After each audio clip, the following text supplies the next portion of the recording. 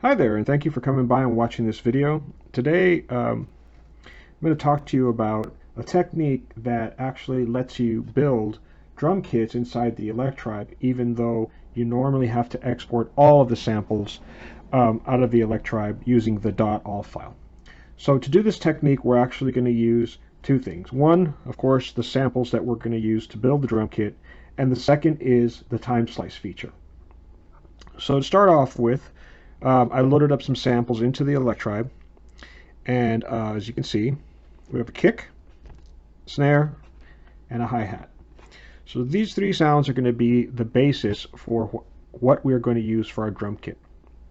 The reason we're doing this is that a lot of times when you're working with the Electribe on the go, you might actually have some go-to samples that you use just to lay down some basic drum patterns, and you'd like to recall them in a simple way without having to mix them with the actual sample material that you're repurposing to make your new and interesting beat or song. So what we do is we take those sounds, which in this case are kick, snare, and the hat, and we start off by first making sure that their level is all the way up. We turn off the master effects, and for my own purposes, what I do is I actually turn on the individual effects, and I actually usually just assign it to a little bit of overdrive.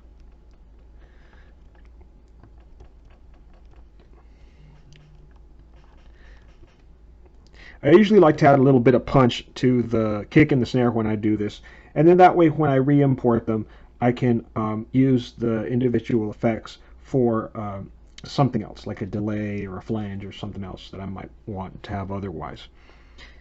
And what the heck, we'll just go ahead and do it. We'll just go ahead and do it for the hat as well.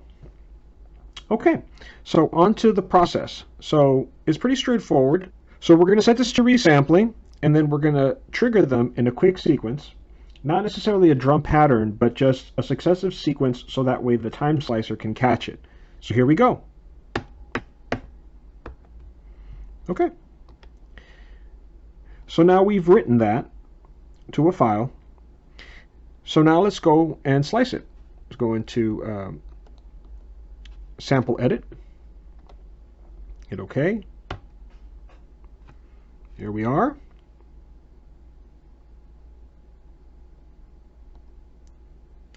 And then let's start by renaming it. Kit. Okay. So we've saved the sample. And now we're going to go ahead, without doing anything else, let's go to the time slice. It detected it as 16 by 16. Just say OK. OK. And then we raise the threshold until it triggers 3 sounds. Okay, that looks good. We hit right. So we're going to exit out of here. So now we've sliced it up into 3 individual sounds. The next thing we're going to do to sort of verify our work is actually to export this sample, which is this kit 02. Okay, I exported 1 sample. Looks good. So we're going to exit out, and just to make sure that it's there, we're going to browse the folder of the Electribe and just make sure that it's there, and there it is. This kit 02. Okay. So to demonstrate how this would work in like everyday use, what we're going to do is we're actually going to restart the Electribe, and this is the part that really, like, if you use an Electribe too, this is the part that makes you nervous, because you always wonder, oh my god, did I save the sample? Oh my god, did I export all? Oh no, like, what am I doing? You know, all this kind of stuff, you know, and I feel your pain. So we're going to go to a blank pattern, and then we're going to go in here to our data utility. We're going to go into import sample. Okay. Now, one thing I'm going to do before I do that is I am going to go through here and I am going to blank out my memory because I have a blank all files, just so that way we know for sure that we don't have any samples in there. So that way, um, if you don't have one of these, you can actually download it online, and I can put a link to one as well in the comments section or in the description. So we go in here, data utility. Now we're going to import the sample. So we go to the Electribe folder.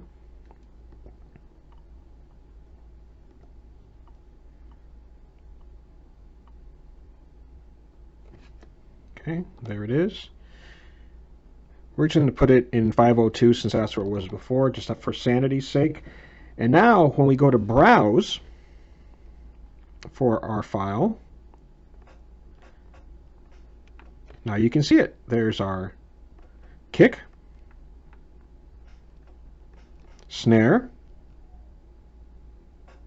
hat. It's done, and it's preserved. So what's cool is that when you export it, it actually keeps these markers for the individual files. And even better, what I also discovered is that, for example, the hi-hat, it has a real harsh attack.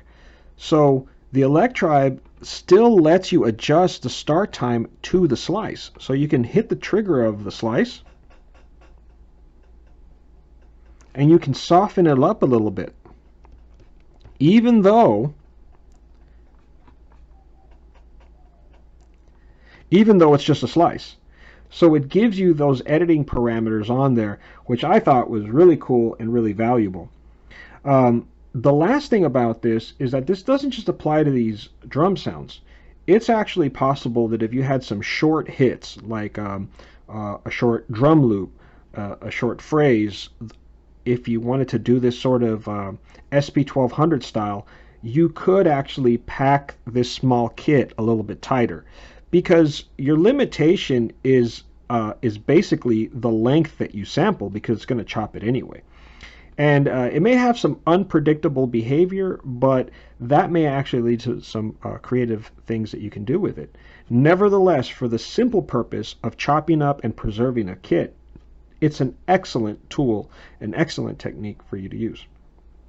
Also, it lets you build alternate kits that have different levels of effects on them. So you might have one that has some reverb on it. You may have one that builds in some delay or some distortion, and therein, within the kits that you have created, you actually have new variations. So go try it out. Go build yourself some kits, share them with others, and I hope this technique serves you well and you enjoy it. I hope to share more videos in the future about this, and definitely explain to you why I'm using masking tape on the top of my Electribe. So go out there, have fun, like and subscribe, and we'll see you soon. Thanks.